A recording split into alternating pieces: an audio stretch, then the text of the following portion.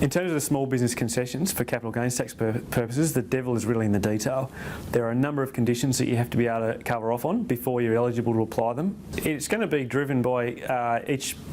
individual business's individual circumstances and also the structures that they hold those assets in, but there are potentially some pretty good exemptions for small businesses that we can use. There are quite a number of conditions that you have to be able to tick off on to be able to apply those small business concessions, and some of those are time driven, so that can be important in terms of the length of time that you've owned the asset before you dispose of it or transfer it, and it can also be important in terms of the order that you dispose things, because often, you find that business assets are transferred over in bits and pieces or across a lengthy period, and so that can actually sometimes penalise you if you don't get the order right or you don't do it in the prescribed amount of time. For some of the concessions, there are general conditions which require that you have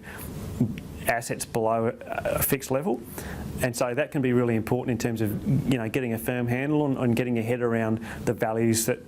apply to the assets that you own.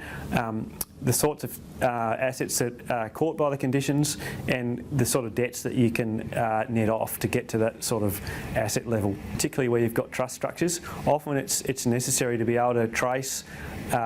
interests in ownership of assets through various structures to the end recipient of the concession, and that for some structures, particularly like trusts, requires that you may have to actually go through a process in the years in the lead up to your succession plan in terms of distributing income to the right individuals within the family group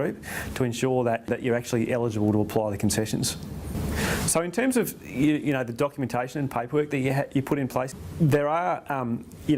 capital gains tax events in the Tax Act that, depending on how you phrase those agreements, you need to be very careful that you don't actually trigger capital gains tax liabilities at points when you're not anticipating it, where you're transferring business assets as part of a business succession plan in pieces. There are circumstances where, regardless of what your intention is, if you actually transfer some business assets up front, or you do it under a deferred settlement or a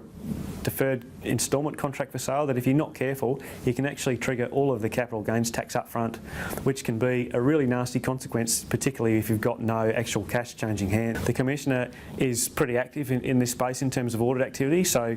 and they are pretty hard and fast in terms of meeting the conditions for eligibility for the small business capital gains tax concessions.